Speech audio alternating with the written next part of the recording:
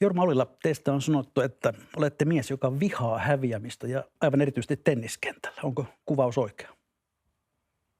Jaha. No ehkä siinä on jotain totuuden siementä.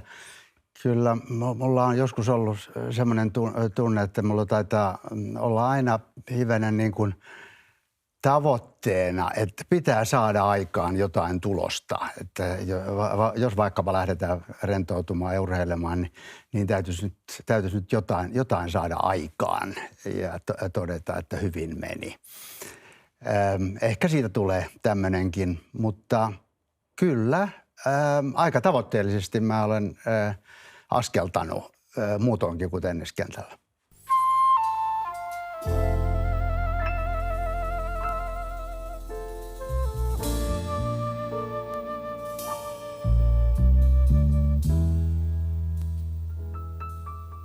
Jorma Jaakko Ollila syntyi elokuussa 1950 Seinäjoella insinööri Oiva Ollilan ja hänen vaimonsa Saima Ollilan esikoisena.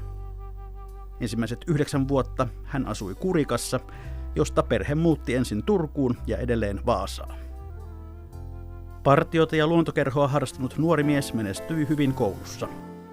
Iso elämänmuutos tapahtui vuonna 1967, kun Ollila sai stipendin kansainväliseen sisäoppilaitokseen Atlantic Collegeen. Sieltä hän valmistui ylioppilaaksi 2 vuotta myöhemmin. Suomeen paluun jälkeen alkoivat opinnot Helsingin yliopistossa ja teknillisessä korkeakoulussa. Valtiotieteen maisteriksi Ollila valmistui vuonna 1976 ja 2 vuotta myöhemmin hänestä tuli Master of Science London School of Economicsista. Diplomi-insinööriopinnot hän saattoi loppuun vuonna 1981. Opiskeluvuosina Ollila oli tiiviisti mukana opiskelijapolitiikassa. Hän toimi Suomen ylioppilaskuntien liiton puheenjohtajana vuodet 1973 ja 1974. Työura alkoi Lontoossa Citibankissa, jonka Suomen toimipistettä hän myöhemmin oli perustamassa. Citibankista Ollila houkuteltiin Nokiaan. Ura eteni nopeasti ja 41-vuotiaana hän oli jo Nokian toimitusjohtaja. Alkuvaikeuksien jälkeen Nokia nousi Ollilan johdolla ensimmäiseksi suomalaiseksi maailmanluokan yritykseksi. Jorma Ollila toimi pääjohtajana vuoteen 2006 saakka. Sen jälkeenkin hän johti Nokian hallitusta aina vuoteen 2012 saakka. Nokiaa seurannut näkyvä tehtävä oli Royal Dutch Shellin hallituksen puheenjohtajuus, joka alkoi vuonna 2006 ja kesti melkein vuosikymmenen. Ollila on toiminut ja toimii yhä lisäksi useiden muiden yhtiöiden hallituksissa. Jorma Ollila on 4-kertainen kunniatohtori. Hänet on palkittu monin kunniamerkein, sotilasarvoltaan hän on kapteeni. Jorma Ollila on ollut Liisa Ollilan kanssa avioliitossa vuodesta 1972. Heillä on 3 lasta ja 10 lastenlasta. Voi olla joidenkin mielestä yllättävää, että perhe ja perhekeskeisyys on teille ollut aina tärkeä arvo. Miten sitä on pystynyt toteuttamaan vuosien saatossa? No, mehän olemme vaimonen kanssa olleet yli 50 vuotta avioliitossa ja kaikki on mennyt hienosti. On yritetty toinen toisiamme tukea. Hän on ollut työelämässä mukana koko oman uransa aikana ja ajan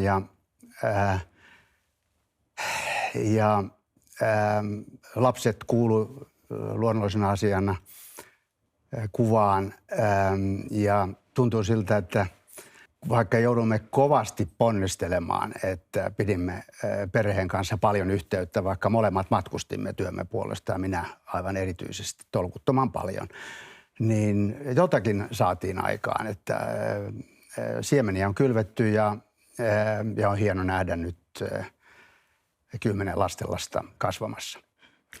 Miten tuo perhekeskeisyys ilmenee nykyisin? No kyllä me kovasti vaimon kanssa ponnistelemme, että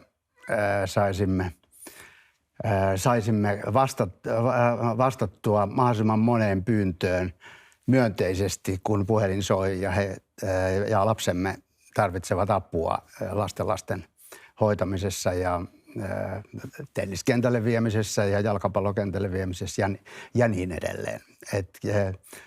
Todella ponnistelemme, että ehkä pikkusen voitaisiin jopa korvata sitä, että omat lapset jäi vähän huonon oman tunnon varaan aikanaan, kun Nokia vei kaiken huomioon. Katsellaan hieman maapalloa ja maailman tilaa tällä hetkellä. Teillä on pitkä kansainvälinen kokemus ja paljon tietoa. Olette toiminut mukana muun muassa tässä Bilderberg-järjestelmässä, joka on takaa sen, että on hyvin informoitu. Mitä te ajattelette maailman tilasta tällä hetkellä? No kyllä se kovasti luonnollisestikin askarruttaa. 90-luvun alusta alkaenhan me saimme globaalisti nauttia runsaan 25 vuoden jaksosta, jossa hyvinvointiedut, hyvinvoinnin nousu oli merkille pantavaa, todella huomattavaa, kun kaupan esteet purettiin 90-luvulla ja globalisaatio nosti lähes miljardin verran ihmisiä köyhyysrajan yläpuolelle, kunnes sitten tuossa 5 vuotta sitten trendi alkoi kääntyä ja suurvaltojen väliset suhteet selvästi kärjistyä. Ja nyt tuntuu siltä, että me tulemme näkemään ehkä jopa muutamia vuosikymmeniä, että nämä suhteet ovat vieläkin kärjekkäämpiä kuin mitä nyt muutamana viime vuonna. Ja Kiina ja USAhan tulevat olemaan johtavat suurvallat, heidän kilpailunsa ja suurvalta-asemasta taisteleminen, se tulee näkymään nimenomaan teknologiapuolella, mutta myös muilla elämänalueilla. Kiina on tietyssä mielessä puolensa valinnut. Venäjähän on toki heikentynyt huomattavasti, mutta tällä Kiinan tuella Venäjälle saattaa olla se merkitys, että Venäjällä on resursseja jatkaa Ukrainan vastaista hyökkäystään kovinkin pitkään. USA on tietysti vahvassa asemassa teknologisesti ja on mielenkiintoista nähdä, mitä seuraa.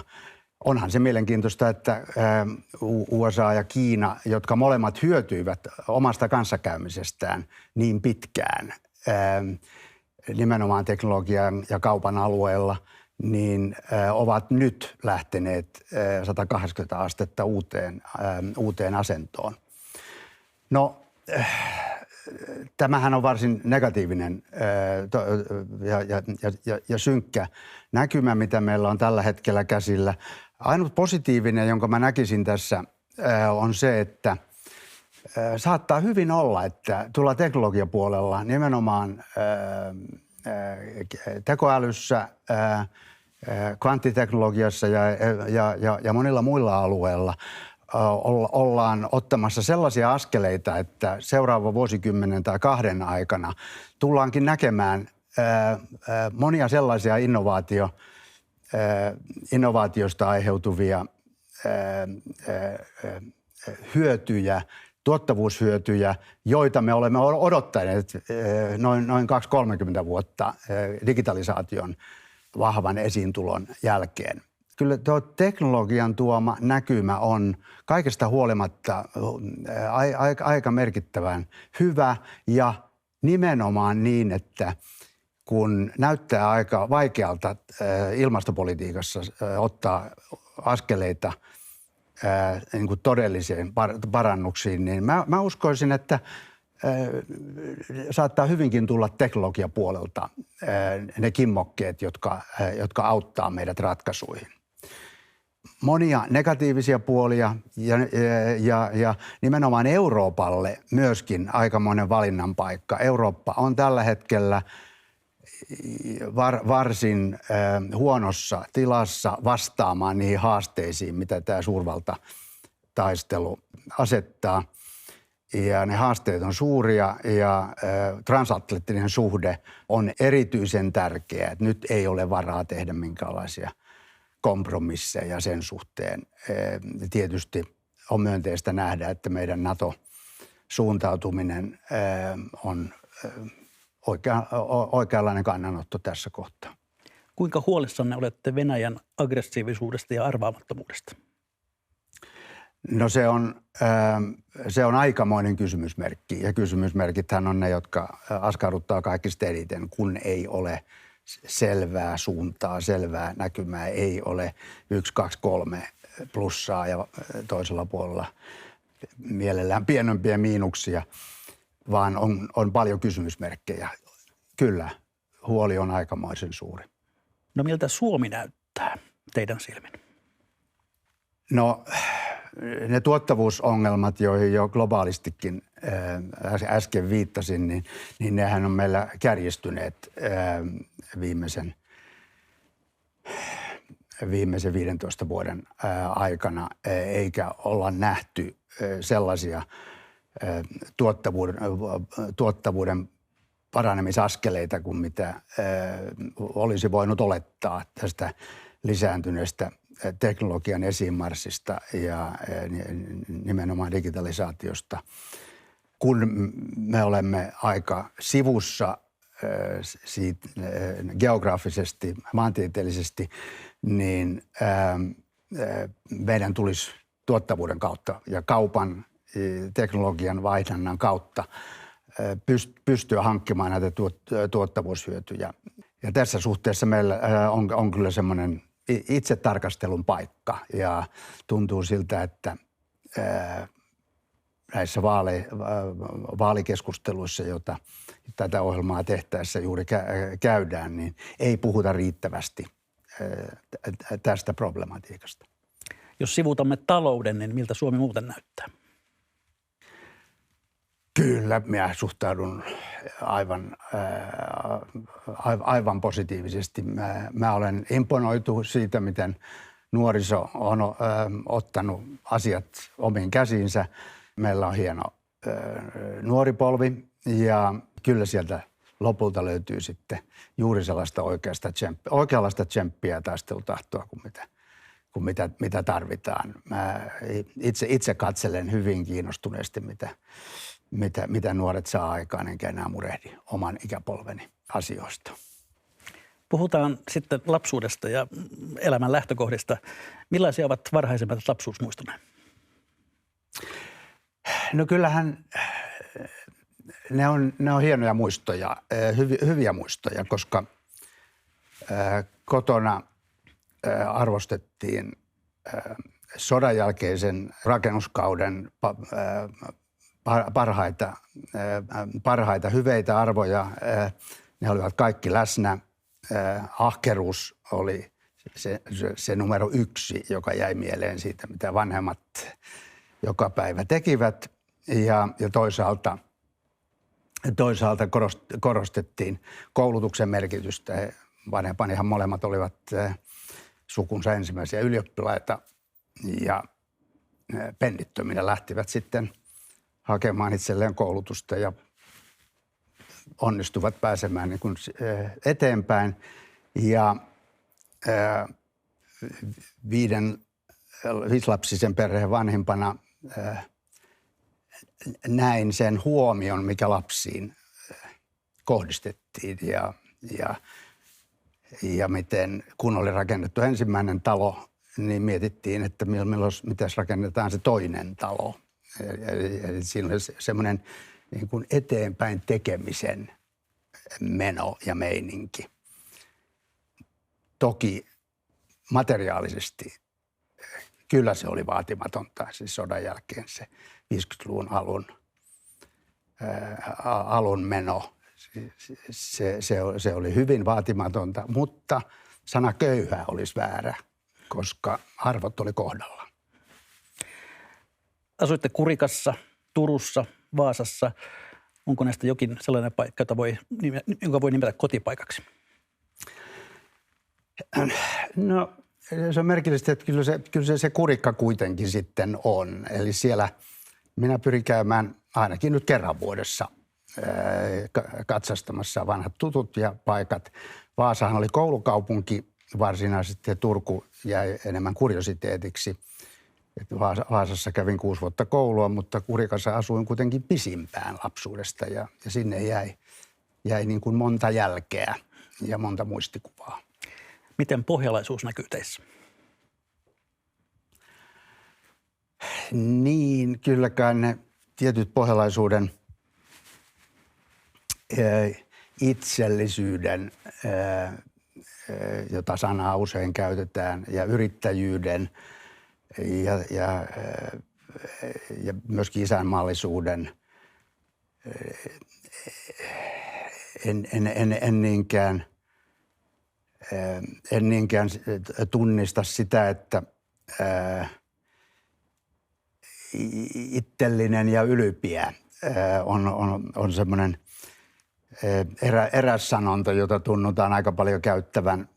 Huomasin vain, että kun minä 17-vuotiaana lähdin maailmalle ensimmäisen kerran, niin kyllä siitä oli ylpeys kaukana. Että kyllä se oli enemmän niin kuin sitä nöyryyttä, että miten ihmeessä täällä voisi pärjätä.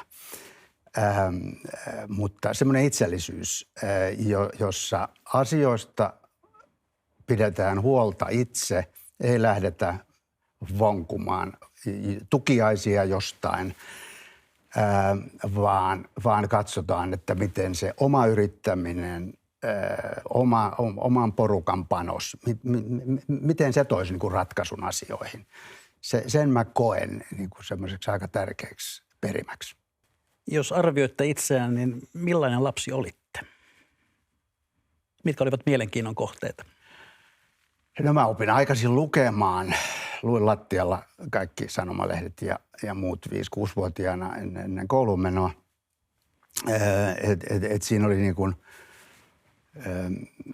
Siinä oli niin kuin urheilullisuutta, oli leikkiä, mutta sitten kuitenkin sitä vakavuutta siihen, että monet jutut piti lukea ja selvittää, että mistä ihmeessä on kysymys.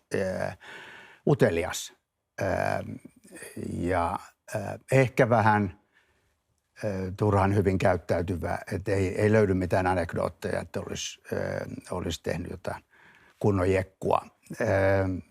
Niitä piti kehitellä sitten myöhemmin. Tarina kertoo, että vuonna 1964 Ollilan perheeseen hankittiin televisio ja te laaditte säännöt television katselulle. Millaisia sääntöjä ne olivat? No kyllä se oli vanhempien ehto, että tämmöinen apparaatti voidaan hankkia, kun kaikilla muillakin oli. Sitä pidettiin hieman sellaisena, että eikö nyt huolellinen lukeminen riitä ja maailmanmenon seuraaminen muilla keinoin.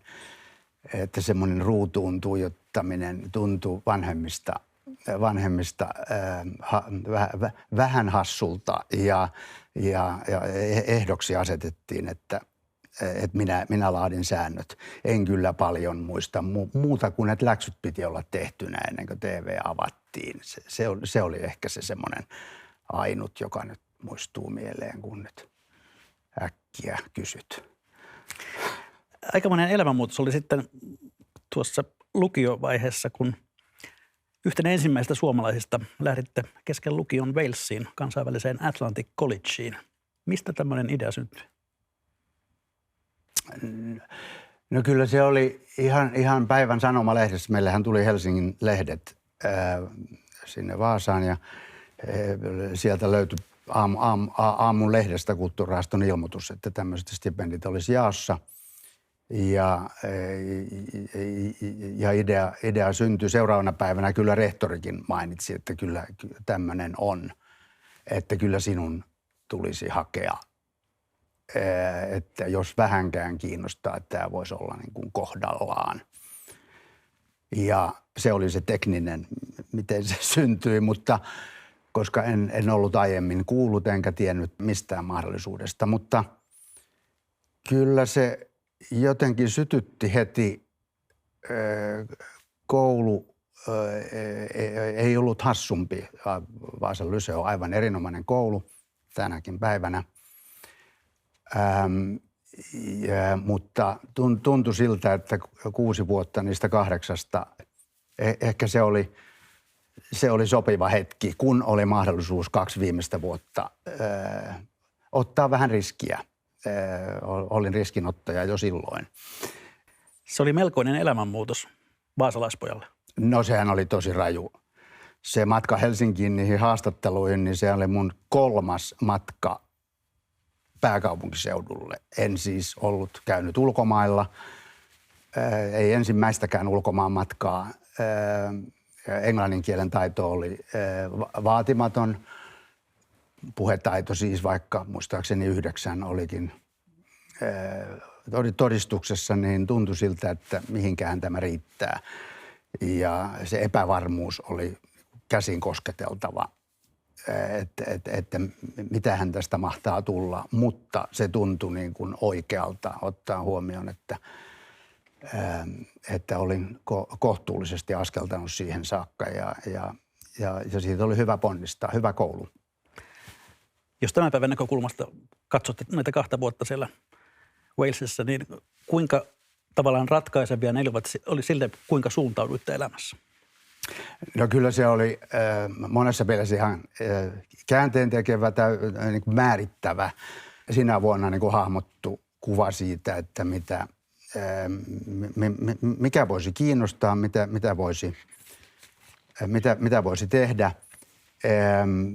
Siellähän tapahtui 2 semmoista niin kuin mielenkiintoista tavallaan niin kuin käännettä, että mä koin todella niin kuin epävarmuutta siitä, että miten ihmeessä minä voin ja suomalaiset me voimme niin kuin pärjätä englantilaisessa sisäoppilaitoksessa suorittamassa englannin ylioppilastutkintoa.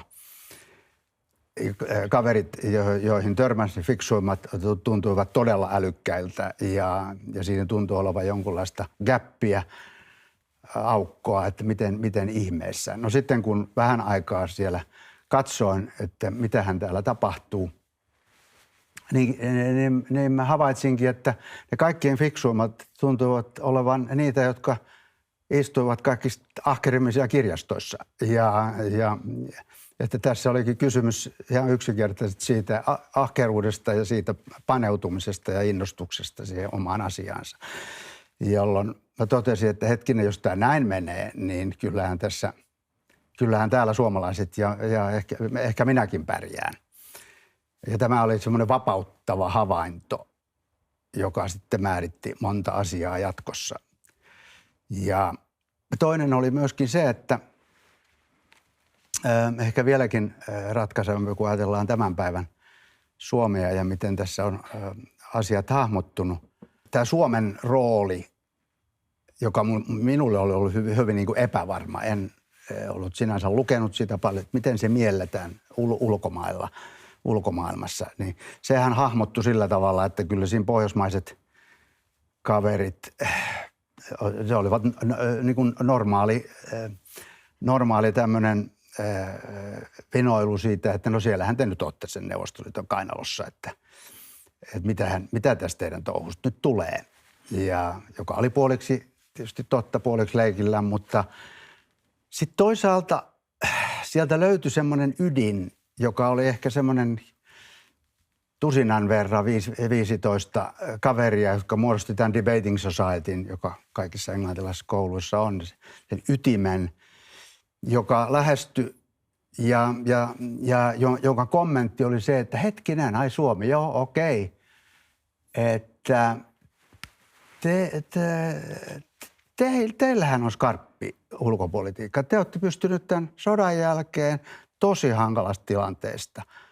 Pohjoismaiden yhteistyö, EFTA-sopimus. No miten te nyt teette sen EEC:n kanssa sitten? Ja tästä alkoi niin kuin semmoinen dialogi, jossa tämä fiksu ydinporukka, josta on 3-4 fysiikan historian professoria noussut eri puolilla maailmaa, niin haastoivat ja heidän kanssa keskusteltiin. Ja he antoivat selkeästi sen kuvan, että hei, tämähän on niin, että siis Suomihan hoitaa omat asiansa osaksi Länsi-Eurooppaa, jos se uskaltaa niin itse päättää. Ja tämä 2 vuoden aikana käyty dialogi on itse asiassa hahmotti mulle sen näkemyksen. Ja on ollut aika helppo elää tähän päivään saakka. Se koulu, se oli todella niin kuin syvällinen kokemus. Ja sen lisäksi, että siellä oli mahdollisuus opiskella muutama ihan mielenkiintoinen aine ja suorittaa ylioppilastutkinto. Sen jälkeen palasitte Suomeen opiskelemaan. Minkälaisia tulevaisuuden haaveita oli siinä vaiheessa? No, mulla oli aina aika selkeä kuva siitä, että matematiikka, fysiikka ja luonnontieteet oli kiinnostavia ja akateeminen ura oli mielessä, että tästä vaan väittelemään ja joku tutkinto ja siitä väittelemään ja siitä sitten akateemiseen maailmaan. Se tuntui niin kuin luontevalta kaiken sen, mitä oli 2 vuoden aikana kokenut. Jossain vaiheessa opiskelijapolitiikka sitten meinasi nielaista miehen. Meni 2 vuotta syllin erilaisissa kuviossa. No siinä täytyy kyllä pitää niin kuin ihan huolta itsestään, ettei olisi tapahtunut sitä suistumista aivan toisenlaisille urille. Lähdin ylioppilaspolitiikkaan oikeastaan enimmäkseen sillä tavalla, että kun olisin Suomesta ollut pois lukioajan, niin halusin nähdä, että mitä Suomessa tapahtuu, kuka sanoo mitä, kuka ajattelee mitenkäkin, mitä eri yliopistoissa ja politiikassa tapahtuu. Ja varsin nopeasti sitten löysin itseni Syllin puheenjohtajan roolista, jossa oli aivan uskomaton yllätys ottaa varsinkin huomioon englannin kokemukset ja tämän kansainvälisen aspektin. Niin todellinen yllätys oli tämä taistolaisten otteen uskomaton vahvuus. Siellä oli paljon älykkäitä nuoria, jotka olivat lähteneet taistolaisten leipiin ja heidän kannatuksensahan oli ylioppilaskuntavaaleissa semmoinen runsaat 15% parhaimmillaan. Ja suhteellinen vaalitapa hallintoelimissä, niin heillehän piti antaa paikkoja. Ei ollut mahdollisuutta jättää sen enempää vasenta kuin oikealtakaan laitaa ilman hyvää roolia. Ja he saivat todella huomattavan aseman nimenomaan 73-74 vuosina, kun olin Syllissä. Sen jälkeenhän se onneksi hieman hiipui. Toivottavasti se, mitä Syllissä porukalla tehtiin, niin siihen vähän vaikutti ylioppilasnuorison piirissä. Se, mitä tapahtui muualla, niin luonnollisesti oli muunlainen. Näiden Suomen opintojen jälkeen halusitte kuitenkin pois Suomesta Lontooseen. Mikä Suomesta ajoi pois? No vähän lähdin pois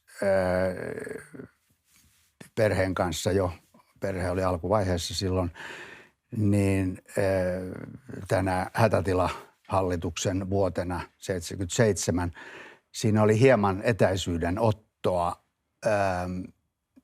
ja paneutumista akateemisiin ponnisteluihin. Tosin kansantaloustieteessä oli tarkoitus ensin suorittaa tentit ja sitten väitellä ja tentit meni hyvin, mutta sen jälkeen liike-elämä kutsui. Mutta kyllä siinä tuli etäisyyden otto siihen aika hankalaan 70-luvun ilmapiiriin, jossa ne taistolaisten kanssa käydyt kokemukset oli ihan erityisessä roolissa, mutta myös se näköalattomuus. Politiikka ei ollut houkutteleva, yhteiskunnalliset asiat eivät olleet houkuttelevia, jolloin mä halusin varmistaa, että voin paneutua akateemisiin asioihin. Lontoossa sitten Citibank kuitenkin värväsi miehen. Miksi tiedemiehestä tulikin pankkimies? No siinä kävin jonkinlaisen painin, jonkalaisen moni varmaan joutuu urallaan tekemään, että onko asioihin paneutuva akateeminen pohdiskelija ja sitä kautta tuottelias vai onko toiminnan ihminen, jossa liike-elämässä mennään hieman toisella tavalla askeltaen, ehkä vähän lujempaa, ei niin syventyen, mutta kuitenkin vakavasti ottaen. Ja silloin kansainvälinen pankkitoiminta oli sinne houkuteltiin runsaasti fiksuja ihmisiä ja se tuntui haastavalta.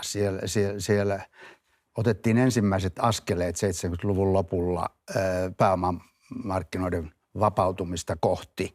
Suomihan tuli, niin kuin tiedämme, vasta 10 vuotta myöhemmin, mutta anglosaksinen maailma ja Eurooppa otti jo askeleensa silloin, että se osui hyvään rakoon ja se tuntui hyvältä. Tulitte Suomeen sitten perustamaan Citibankin konttoria tänne, mutta varsin pian Nokia astui kuvioihin. Mikä Nokian tarjouksessa houkutti? No alun pitäen ajatuksena oli ollut, että mä haluaisin teollisuuteen. Mun isäni oli ollut teollisuudessa töissä. Mä tunsin tiettyä houkutusta siihen tapaan, jolla teollisuudessa ajatellaan. Että se ei ollut vieras ajatus ja varsinkin kun Citibankissa mulle todettiin, että nyt he haluaa ehdottomasti mut siirtää johonkin Länsi-Euroopan pääkaupunkiin tai New Yorkiin tai vastaavaan, jotta voin ottaa seuraavan ura-askeleen. Niin se Nokian tarjous, joka tuli yllättäen joidenkin ystävien suosittelemana kuulemma, niin se tuntui oikeanlaiselta. Ei ollut montaa yritystä, jotka 80-luvulla olisivat olleet kiinnostavia, koska niin moni oli vielä elämässä, moni yhtiö oli elämässä sitä vanhaa aikaa, eikä ollut näköpiirissä sitä rajua muutosta, joka 80-luvulla alkoi jyllätä. Varsin pian sitten Nokian siirryttyänne löysitte itsenne matkapuhelin liiketoiminnan johtajana. Salon tehdas oli siinä aika olennaisessa roolissa. Sielläkö käytiin Ollilan johtajakorkeakoulu? No kyllä se oli nimenomaan sitä. Se Salon tilanne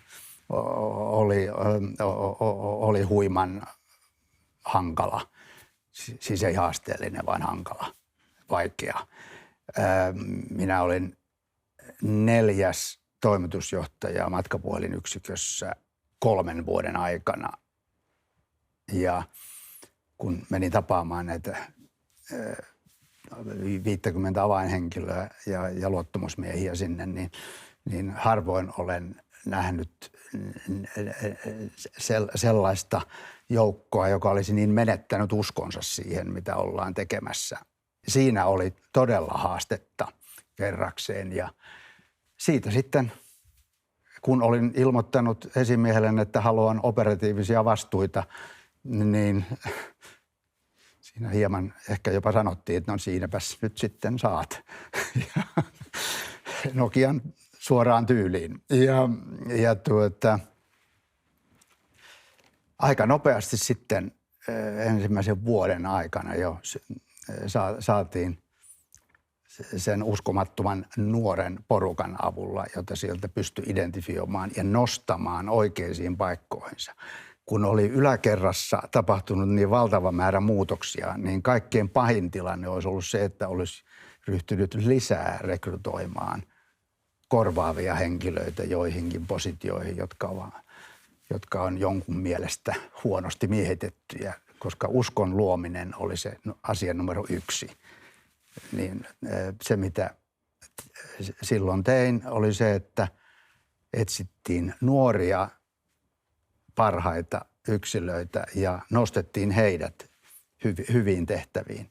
Ja toisaalta palautettiin sitten usko työntekijäyhteisöön. Eli pääluottamusmiesten kesken oli kyllä yksinkertaisesti hankalat välit ja niiden kanssa tehtiin tosi paljon töitä niin, että ne olivat kyllä mallikelpoisessa kunnossa 1,5 vuoden sisällä. Ja on mukava tavata edelleenkin vieläkin niitä avainhenkilöitä, joiden kanssa silloin töitä tehtiin.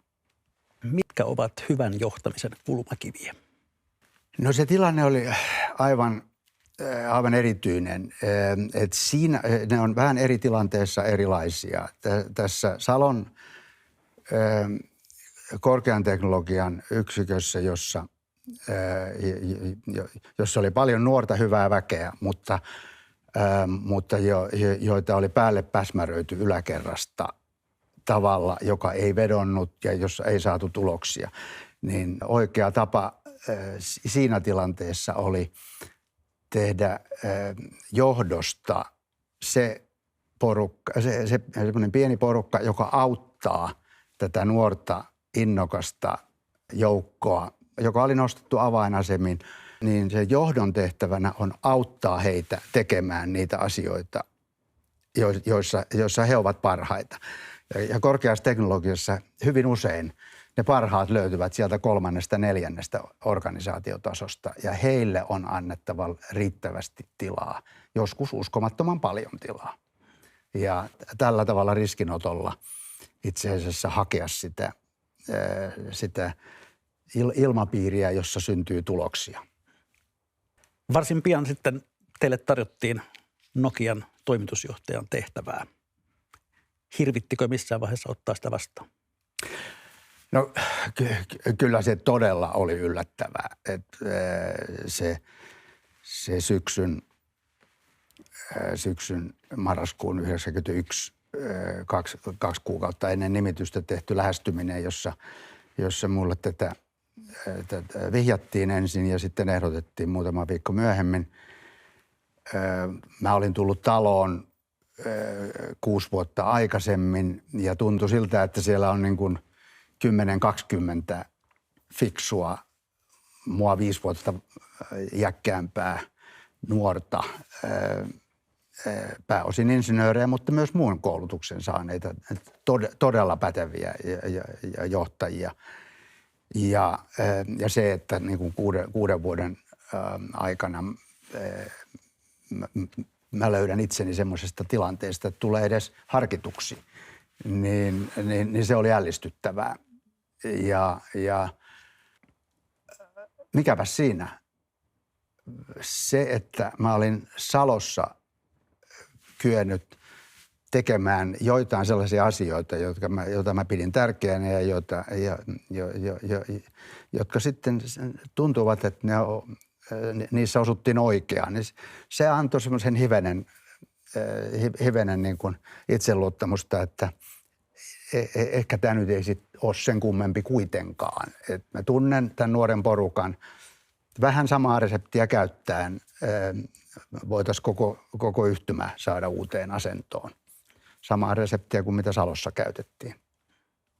Ensimmäiset vuodet olivat haasteellisia tuossa tehtävässä, mutta jos nyt tiivistää sen, että mihin se mahdoton menestys oikein perustui, niin mihin se perustui? Se, kun Nokiasta tuli oikeasti ensimmäinen suomalaislähtöinen merkittävä kansainvälinen yritys.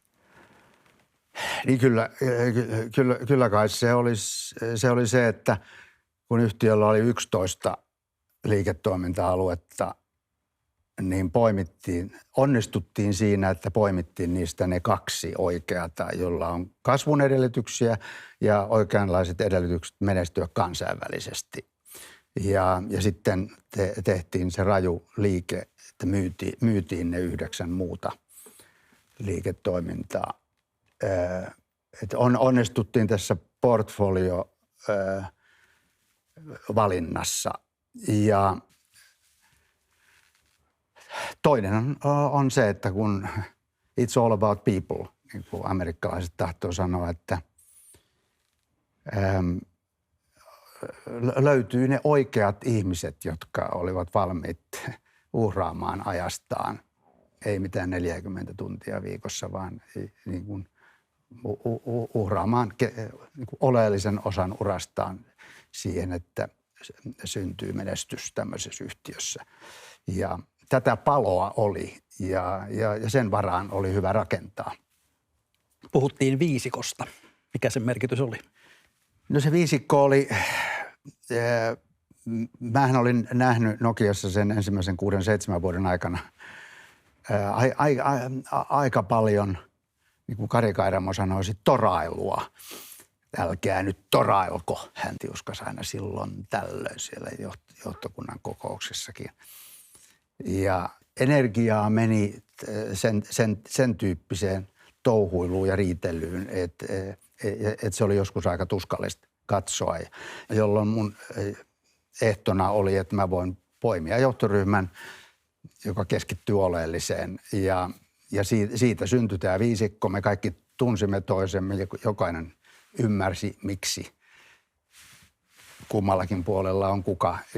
Ja siinä ei ollut epäselvyyttä, että tällä joukolla tämä onnistuu tai sitten ei.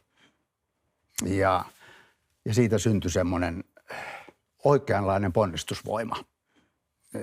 Ja me ikään kuin ymmärsimme toinen toisiamme niin, että voitiin kukin 5 pysty tekemään aina tsekkaamatta, tarkistamatta toinen toisiltaan, kun on jossain Kiinassa tai USA:n länsirannikolla. Tekemään aika isoja päätöksiä, kun tietää, että saa sen hyväksynnän, kun tuntee toisensa niin hyvin ja asioita on periaatteessa jo juteltu. Et siitä putosi semmoinen muodollisuus, joka nopeutti päätöksentekoa ja toimintaa aivan valtavasti. Ja sitten organisaatio huomasi, että hetkinen, täällähän tämä porukkahan tekee täällä töitä ja täällä mennään eteenpäin niin kuin vauhdilla. Niin siitä syntyi se lähti eteenpäin sitten niin kuin laajemmalti organisaatiossa. Et se oli hyvin tämmöinen yksinkertainen, inhimillinen ja hyvin kommunikatiivinen se resepti. Se on sitten jälkeenpäin hyvin tiedossa, että mahdotonta menestystä ei jatkunut mahdottoman kauan. Pääjohtajavuosien jälkeen tultiin sitten tilanteeseen, joka lopulta päätyi siihen, että Nokia luopui koko matkapuhelin yksiköstään. Mikä meni pieleen? Siinähän tapahtui yksinkertaisesti niin, että kun ajatellaan tämän amerikkalaisen pääkilpailijan Applen pohtimista, että millä ihmeellä he pääsisivät tämän herkkupadan ääreen, niin vuonna 2004 jo heillä oli ollut puhelin odottamassa lanseerausta ja sitten he olivatkin todenneet, että ei he tällä vehkeellä ei Nokialle pärjätä ja sitten ryhdyttiin muuttamaan kokonaan konseptia. Ja se, mitä he tekivät, he lähtivät siitä, että he eivät olekaan puhelinvalmistaja, vaan he laativat niin kuin tämmöisen kokonaisvaltaisen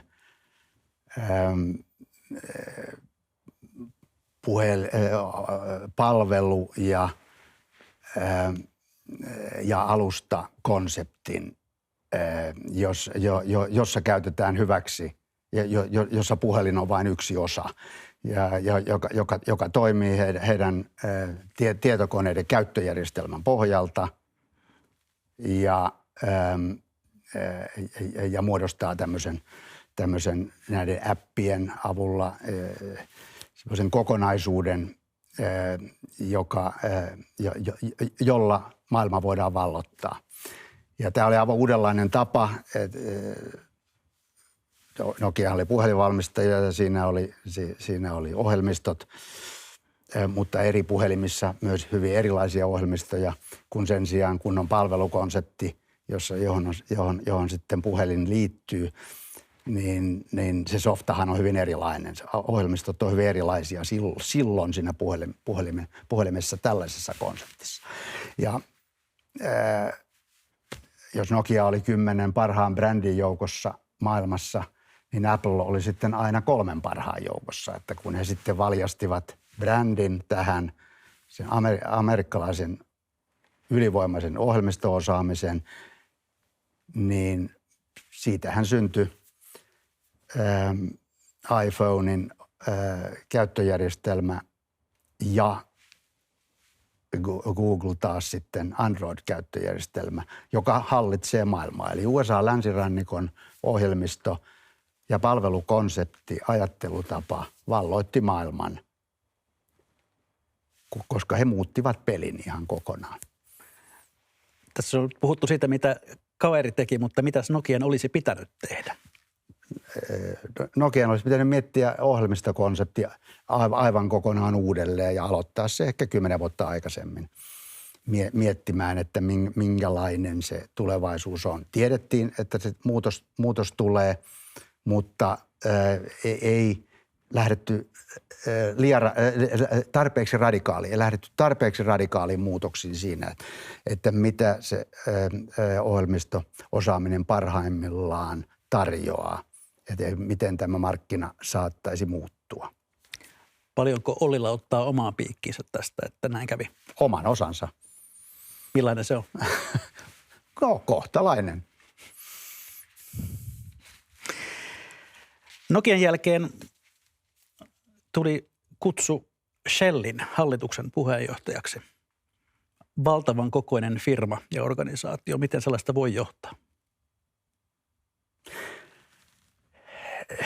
Joo, se on mielenkiintoinen hyvä kysymys, jota mä hieman lähdin selvittämään, koska se on kiinnostava monesta aspektista.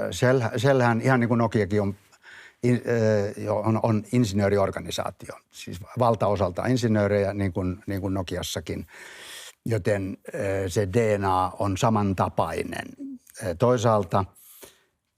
Toisaalta taas Shell on geopoliittisesti tärkeässä energialiiketoiminnassa ja se oli se, joka mua kiinnosti siinä, että millä tavalla eletään niin kuin tämän geopoliittisen aspektin kanssa, kun on käsissä insinöörituote ja insinöörilogiikalla toimivat ihmiset. Ja se kokemus oli kyllä aika raflaavan hyvä kokemus. 2 vuoden jälkeen he totesivat, että he haluaa, että minä sitoudun 9 vuodeksi, joka on se maksimi, mikä keski-eurooppalaisessa corporate governanceissa voi olla ulkopuolinen puheenjohtaja. Ja mä viihdyin siinä sen tehtävän vaikeudessa.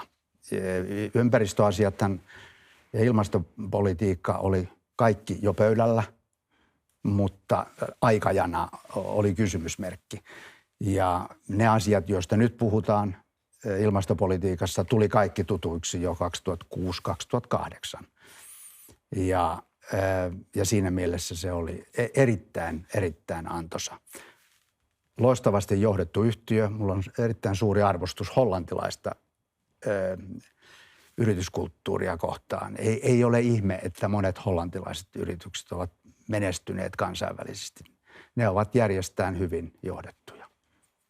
Henkilökohtaisesti olette tehnyt melkoisen matkan suhteellisen vaatimattomista lähtökohdista huomattavan varakkaaksi ihmiseksi. Muuttaako raha ihmistä?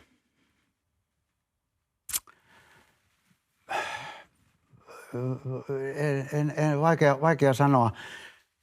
Joitakin ihmisiä ehkä muuttaa,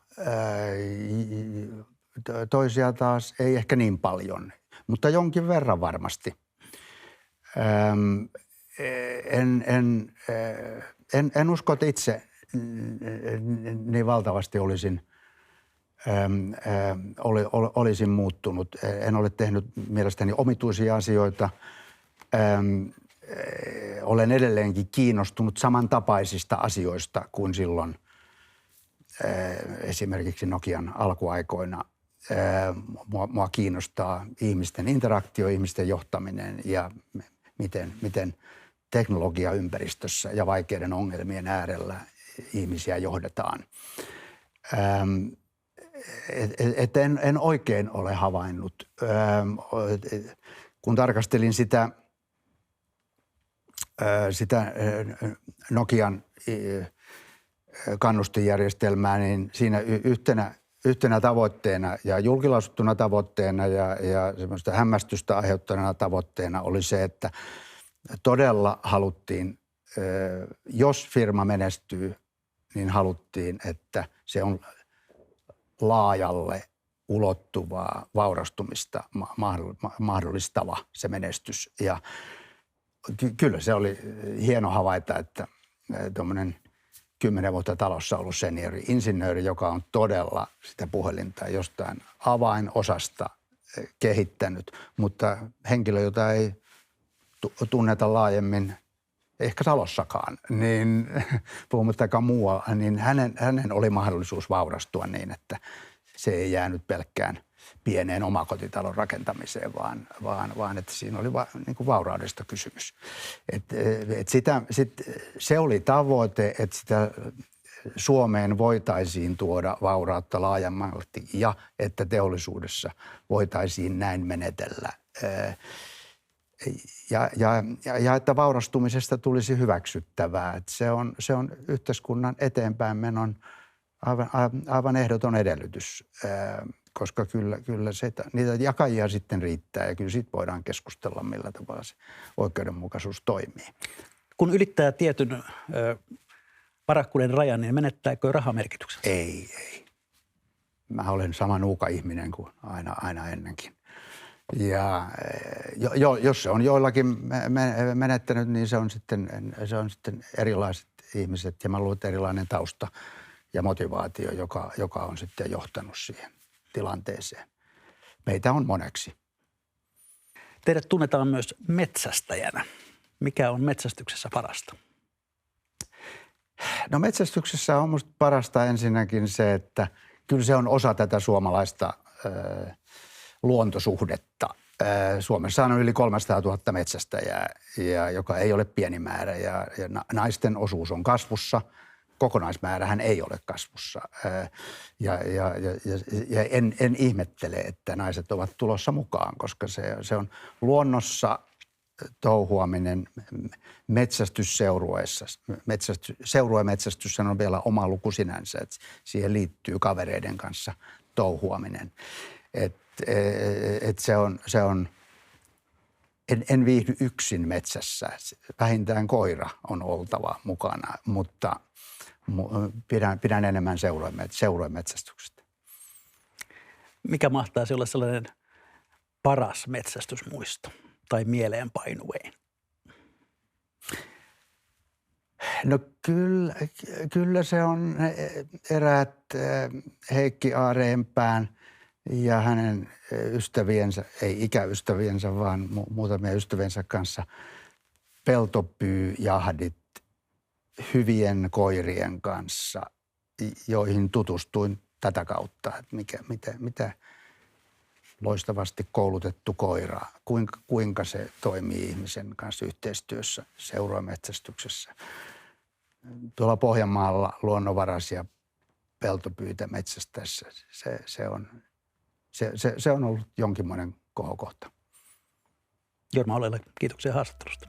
Kiitos.